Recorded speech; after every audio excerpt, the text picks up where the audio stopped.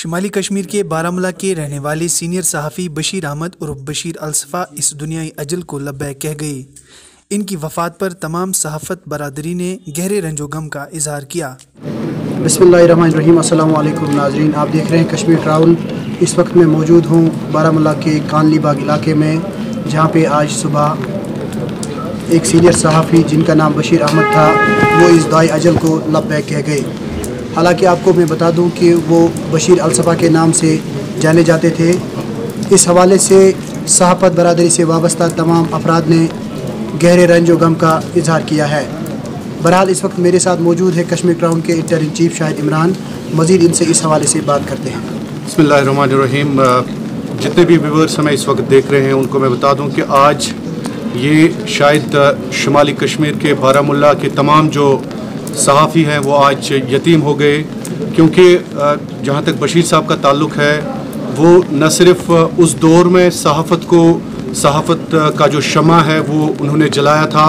جس دور میں کشمیر ایک اس مشکل ترین حالات سے گزر رہا تھا۔ جب بشیر صاحب نے، آج میں کافی دکھی ہوں چونکہ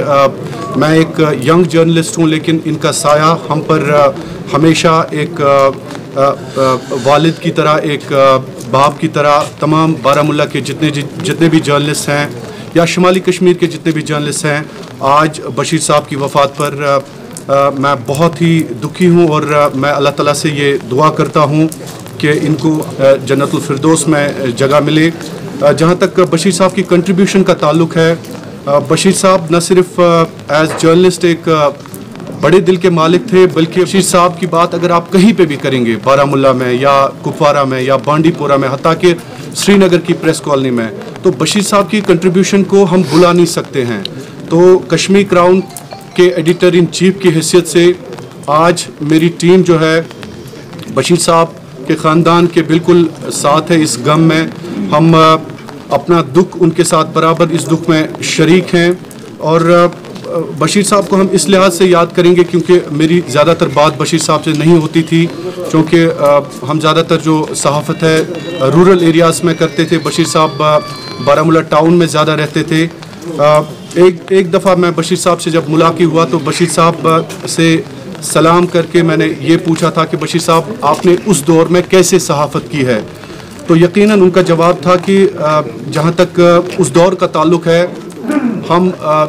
یہ سوچ رہے تھے کہ موت اور زندگی کا فیصلہ جو ہے، چونکہ کشمیر کے حالات آج بھی کہیں نہ کہیں ویسے ہی ہیں، لیکن اس دور میں کام کرنا، جس دور میں صحافت کی علم کو بلند کرنا اپنے آپ میں ایک بہت بڑا سوال تھا۔ تو بشیر صاحب جیسے لوگ نہ صرف ہمارے رہبر ہیں، بشیر صاحب جیسے لوگ نہ صرف صحافتی میدان میں ایک اعلیٰ اقدار اور کردار کے مالک تھے، بلکہ انہوں نے ہم جیسے صحافیوں کے لیے ایک مشعل راہ، ہم جیسے صحافیوں کے لیے ایک روڈ میپ چھوڑ کر چلے گئے ہیں۔ عرفان، اور آخر پہ میں یہی کہنا چاہوں گا کہ جو بشیر صاحب کے اہل خانہ ہیں ان کے ساتھ میں برابر شریک ہوں اس دکھ میں۔ یہ دکھ ہمارے لیے ہے، تمام صحافیوں کے لیے ہے، کیونکہ وہ نہ صرف ایک برگزر اور بزرگ صحافت کی حیثیت سے کام کر رہے تھے، بلکہ وہ ہمارے لیے ایک سمجھے کہ رہبر کی طرح ان کا سایہ ہم پہ تھا۔ شاہد بھائی، مجھے تقریباً بشیر صاحب کے ساتھ تقریباً پچھلے 30 سال سے ایسوسیشن تھی۔ یہ یہاں پر روزنامہ الصبر کے نامہ نگار تھے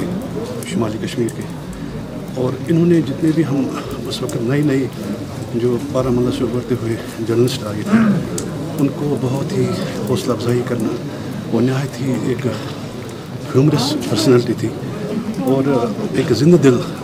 آدمی، اور ان کو نظر ہوتی تھی کہ کس طریقے سے ہم